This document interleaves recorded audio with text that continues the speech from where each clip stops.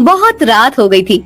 तभी छोटे गोपाल को उसकी चाचा शिवा अपने घर ले आए। गोपाल को देखकर उसकी चाची, ये क्या, आप इसे यहाँ क्यों ले आए और इतने बड़े पेटी में क्या लेकर आए हैं? उमा, ये गोपाल के कपड़े हैं। गोपाल आज के बाद हमारे साथ ही रहेगा।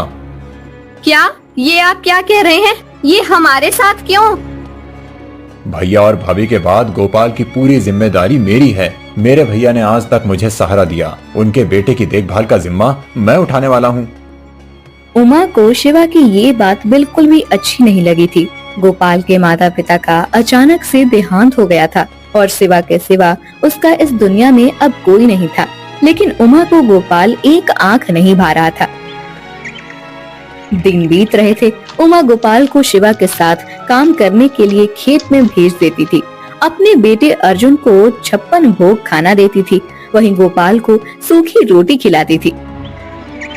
कुछ साल बीत गए। अब अर्जुन और गोपाल दोनों बड़े हो गए थे। एक दिन, ए गोपाल, आज पूरे घर की अच्छे से सफाई कर देना और हाँ, बाद में बाजार में जाकर मैं जो कहूँ वो सब सामान ले आना। आज 8 साल बाद मेरा बेटा अपनी शिक्षा लौटने वाला है। मैं नहीं चाहती कि उसके स्वागत में कोई भी कमी हो। खेत से आते समय ये सब ले आना। उमा गोपाल को काम पर भेज देती है। खेत में गोपाल मायूस बैठा हुआ था। तभी उसका दोस्त, क्या हुआ गोपाल, आज फिर से चाची ने कुछ कह दिया क्या? नहीं भोला, अब तो मुझे बातों का भी बुरा नहीं लगता। आदत हो गई है उनके तानों की। आज अर्जुन अपनी शिक्षा पूरी करके लौटने वाला है, इसीलिए वो बहुत खुश हैं। मैं भी अर्जुन के साथ गुरुदेव से शिक्षा प्राप्त करना चाहता था, लेकिन चाची ने मना कर दिया। चाची हमेशा ही मुझ में और उसमें भेदभाव करती आई हैं। हाँ, क्योंकि वो तुम्हारी माँ नहीं है और माँ तो आखिर माँ होती है। सही कहा तुमने मित्र। वो कहते हैं ना कि भगवान हर जगह नहीं पहुंच सकता, इसीलिए उसने माँ को बनाया। लेकिन मेरी माँ को तो भगवान ने ही छीन लिया। मैंने हमेशा चाची में अपनी माँ को ढूंढने का प्रयास किया, पर शायद मेरे जितना बदनसीब और कोई नहीं होगा। गोपाल अपना काम खत्म करके घर आ गया। उसने उमा को उसने मंगाई हुई सब चीजें दे दी। कुछ देर के बाद अर्जुन घर आ गया। अर्जुन को देखकर तो उमा फूले नहीं समा रही थी। उनका वो प्यार देखकर गोपाल की आंखें भर आई और वो नदी किनारे जाकर बैठ गया। तभी वहाँ एक ऋषिवर चलते हुए आ रहे थे। गोपाल ने देखा कि उनके पैर से रक्त बह रहा है। फिर, ऋषिवर, यहाँ बैठिए, आपके पैरों से रक्त बह रहा है। हाँ पुत्र, चलते समय एक कांटा चुभ गया है। गोपाल ने ऋषिवर के पैर से कांटा निकाला और अपना रुमाल ऋषि के पैर पर बांध दिया। फिर उसने नदी के पास ही एक जड़ी बूटी उठाई और उसका लेप ऋषि के पैर पर लगा दिया। ऋषिवर, इस जड़ी बूटी से आपको शीघ्र ही पीड़ा से मुक्ति मिलेगी। पुत्र, तुम्हारे मुख पर इतनी पीड़ा और ग्लानि क्यों है? तुम इतने कोमल हृदय के हो, मेरी पीड़ा तुमसे देखी नहीं गई, तो तुम स्वयं किस पीड़ा में हो? फिर गोपाल ने अपनी पूरी कहानी ऋषिवर को बताई। तुम्हें इतने ग्लानि के अनुभव की आवश्यकता नहीं है। पुत्र, मैं तुम्हारे इस मुखमंडल को देखकर कह सकता हूँ कि तुम बहुत बड़े तकदीर वाले हो। तुम्हारा भाग्य बहुत उज्जवल है। तुम ना सिर्फ खुद अपितु अपने पूरे परिवार का उद्धार करोगे। तुम्हें चिंता करने की कोई आवश्यकता नहीं है। शीघ्र ही ऐसा समय आएगा जब सबको तुम्हारा महत्व समझ आएगा। ऋषिवर की बात सुनकर गोपाल को अच्छा लगा। वो घर आ गया। कुछ दिन बीत गए। अभी तक उमा के स्वभाव में कोई बदलाव नहीं आया था।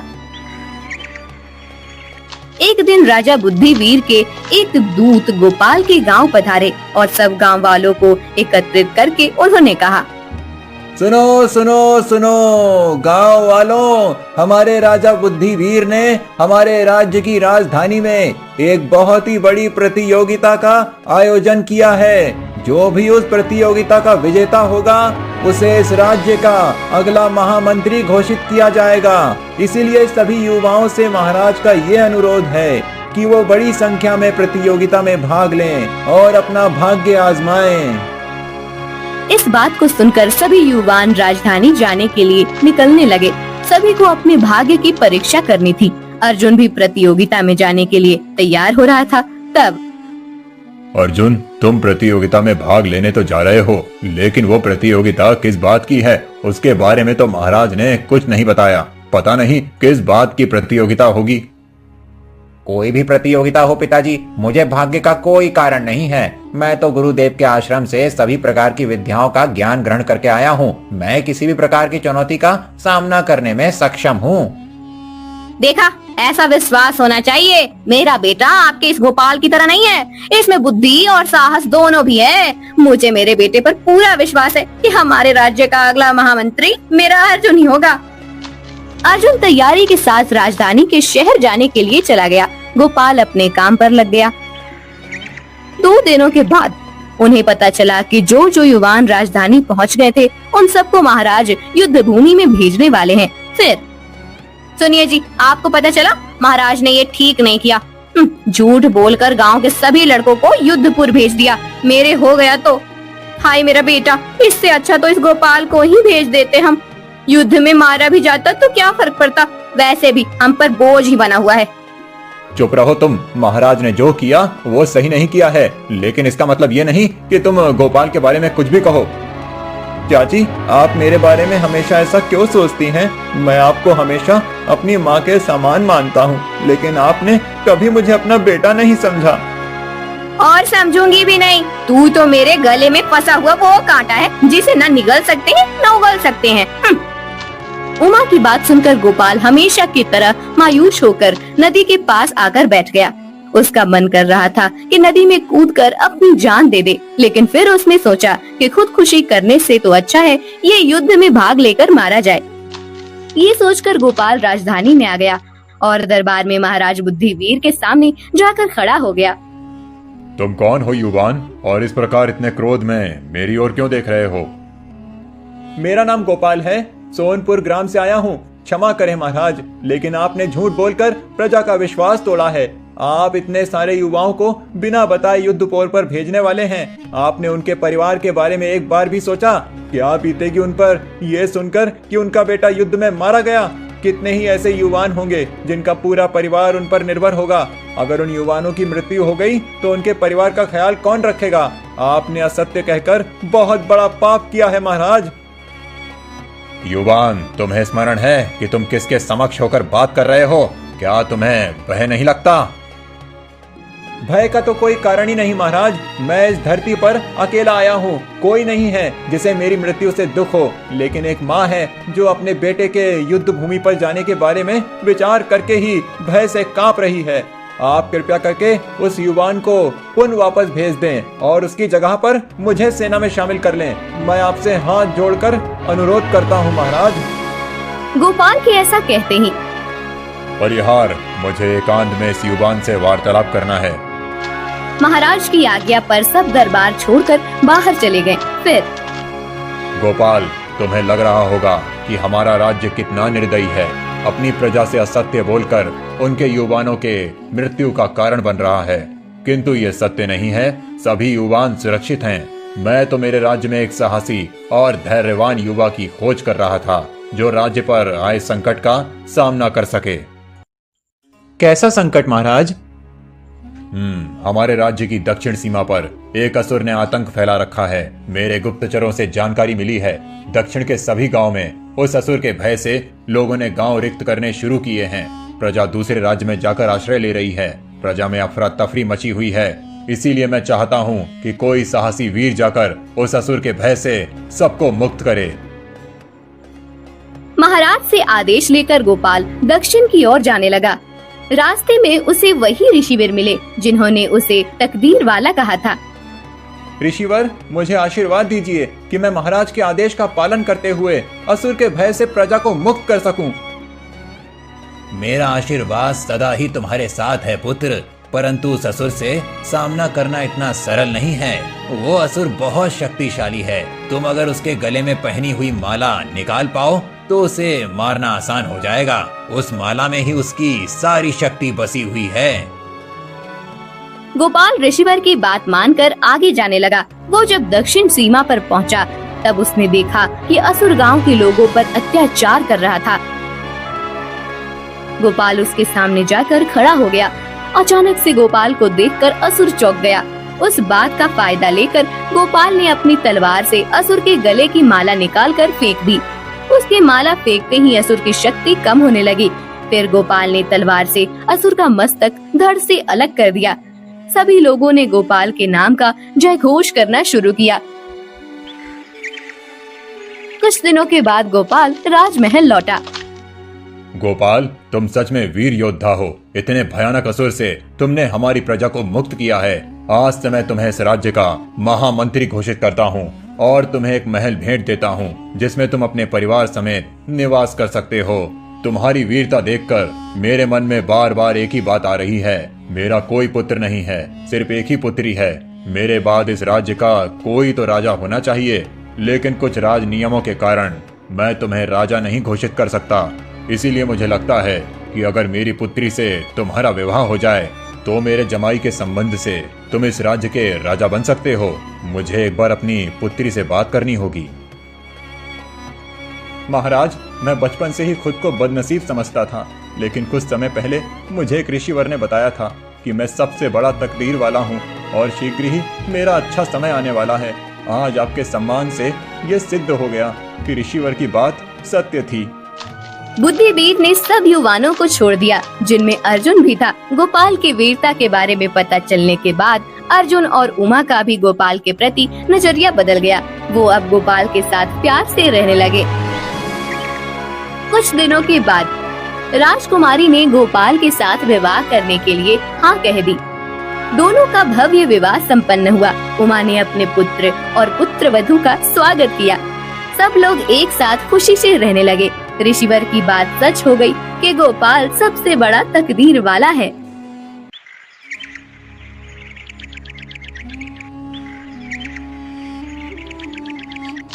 धर्मा धोबी बहुत गरीब था। धर्मा के 3 बच्चे थे। सबसे बड़ा सतनु और 2 बेटियां कमल और सुमन। एक रात धर्मा की पत्नी सुनिए जी। हाँ बोलो राधा, तुम्हें कोई तकलीफ हो रही है क्या? जी, मेरी तकलीफ तो अभी मेरे साथ ही खत्म होगी। मुझे नहीं लगता कि मैं अब इस बीमारी से उभर पाऊंगी। मेरा अंतिम समय नजदीक आ गया है। ये क्या बोल रही हो? तुम्हें कुछ नहीं होगा। मैं तुम्हें बड़े से बड़े वैद्य के पास ले जाऊंगा। मैंने सुना है कि उत्तर दिशा में एक बड़े ही ज्ञानी वैद्य रहते हैं। उन्होंने आज तक कई रोगों का इलाज किया है। वो तुम्हें भी ठीक कर देंगे। आप सच कह रहे हैं, लेकिन इतनी दूर जाने के लिए और उन वैद्य जी से इलाज करवाने की हमारी हैसियत नहीं है। कहाँ से लाएंगे इतने पैसे मेरे इलाज के लिए? आपने पहले ही ये घर भी गिरवी रखा है। अब कुछ नहीं होगा। मैं जान चुकी हूँ कि मैं कुछ ही दिनों की मेहमान हूँ। मैं आपसे सिर्फ इतना कहना चाहती हूँ, मेरे जाने के बाद आप हमारे 3 बच्चों का अच्छे से ख्याल रखिएगा। उन्हें मेरी कमी महसूस मत होने दीजिएगा। धर्मा राधा की बात सुनकर बहुत दुखी हो गया। कुछ दिनों के बाद राधा का देहांत हो गया। अब घर के साथ 3 बच्चों की जिम्मेदारी धर्मा पर आ गई थी। एक दिन, भद्रा, अब इतनी सी कमाई में गुजारा करना मुश्किल हो रहा है। राधा के इलाज के लिए पहले ही इतना कर्जा लिया हुआ है और घर भी गिरवी रखा है। समझ नहीं आता कि आमदनी बढ़ाने के लिए क्या करूं। कल ही पता चला है कि राजमहल में राज्य वस्त्र धोने के लिए एक धोबी की जरूरत है। तुम मंत्री जी को जाकर मिलो, शायद वो तुम्हारा काम कर दें। अगले दिन धर्मा मंत्री को जाकर मिलता है। मंत्री जी, मैंने सुना है कि महल के वस्त्र धोने के लिए एक धोबी की जरूरत है। हाँ, जरूरत तो है, लेकिन हमें ऐसा धोबी चाहिए जो विश्वास पात्र हो। राजमहल के वस्त्र कितने ऊंचे होते हैं, ये तो तुम्हें पता होगा। एक भी वस्त्र इधर उधर नहीं होना चाहिए। जी मालिक, मैं आपको विश्वास दिलाता हूँ कि मैं पूरी ईमानदारी से अपना काम करूँगा। आपको शिकायत का एक भी मौका नहीं दूंगा। अगर कोई ऊंच नीच हो गई तो तुम्हें सीधा महाराज के सामने हाजिर करूंगा, ये याद रखना। ऐसी नौबत नहीं आएगी मंत्री जी। आपके यहाँ जो नाथा काका सालों से काम कर रहे हैं, उन्होंने ही मुझे काम सिखाया है। मैं उनसे पूछकर ही सब काम करूंगा। ठीक है, कल से आकर वस्त्र ले जाना। अगले दिन से धर्मा राजमहल का वस्त्र धोने का काम करने लगा। एक दिन धर्मा के घर एक योगी बाबा आए। वत्स, भूखा हूँ, कुछ खाना खिलाओ। आइए बाबा, यहाँ बैठिए, मैं अभी आपके लिए कुछ खाने को लाता हूँ। धर्मा योगी बाबा को बिठाकर भीतर चला गया। उसने अपनी पूरी रसोई में ढूंढा, लेकिन बाबा जी का पेट भर सके इतना पर्याप्त खाना उसके पास नहीं था। धर्मा ने एक डिब्बे देखा, 2 रोटियां बन सके उतना ही आटा बाकी था। धर्मा ने उस आटे की कटोरियां बनाई। फिर बाबा जी क्षमा करें, लेकिन मेरे पास आपका पेट भर सके उतना पर्याप्त खाना नहीं है। जो आटा बचा था उसकी 2 रोटियां बनाई हैं, इसे खाकर मुझे कृतार्थ करें। तुम्हें क्षमा मांगने की आवश्यकता नहीं है। इतना खाना मेरे लिए पर्याप्त है, और ये खाना मेरे लिए पर्याप्त है या नहीं, इससे महत्वपूर्ण ये है कि तुमने अपने या अपने परिवार के बारे में विचार ना करते हुए घर में जितना भी खाना था वो मुझे दिया। तुम सत्य में एक दयावान मनुष्य हो। तुम्हारे छोटे छोटे बालक हैं, परंतु फिर भी तुमने एक भी बार विचार नहीं किया कि अगर सारा खाना बाबा जी को दे दिया तो वो बालक भूखे रह जाएंगे। मैं तुमसे अति प्रसन्न हूँ वत्स। आपका आभार योगी बाबा, लेकिन मैं क्या करूं? इस गरीबी से जितना छुटकारा पाने की कोशिश करता हूं, उतनी ये बढ़ती ही रहती है। इसका एक ही उपाय है वत्स, शिक्षा। शिक्षा ही तुम्हारे परिवार को इस गरीबी से बाहर ला सकती है।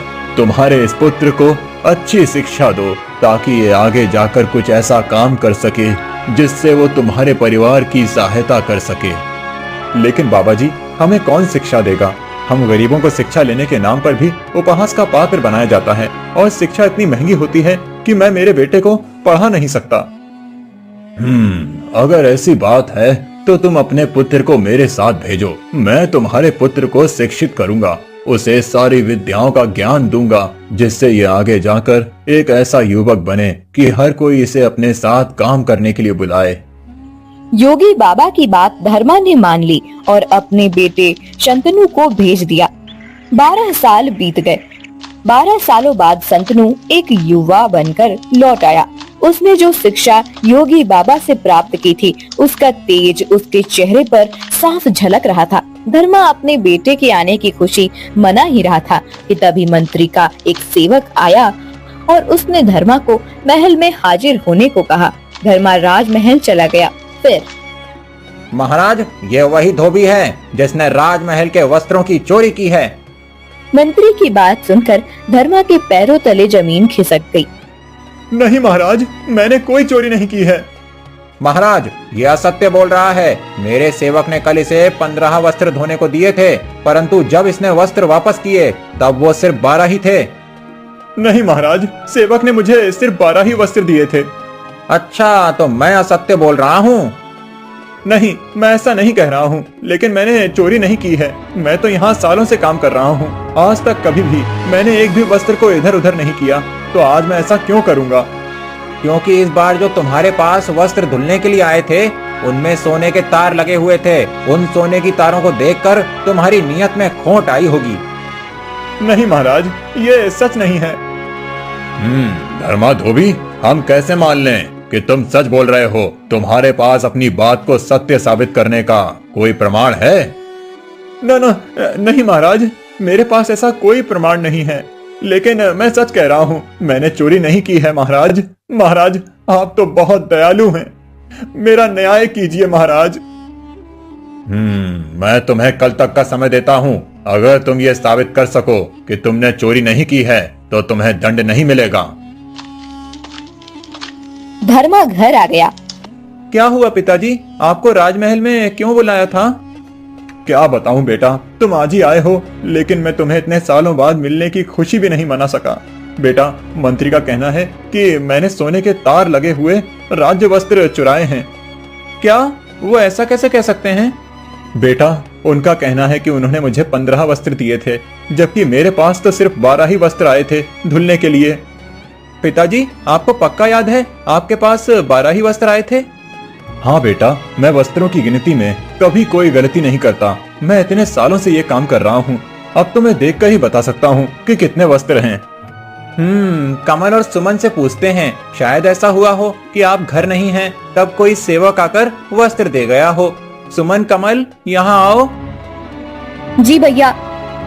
मुझे याद करके बताओ कि उस दिन मंत्री जी की तरफ से कोई सेवक आकर वस्त्र देकर गया था। भैया, जब सेवक आया था तब पिताजी घर पर ही थे। पिताजी ने सारे वस्त्र गिन कर लिए थे। नहीं, उसके बाद जब पिताजी वस्त्र धोने के लिए गए थे तब फिर से कोई आकर गया होगा। नहीं भैया, पिताजी के जाने के बाद कोई नहीं आया था।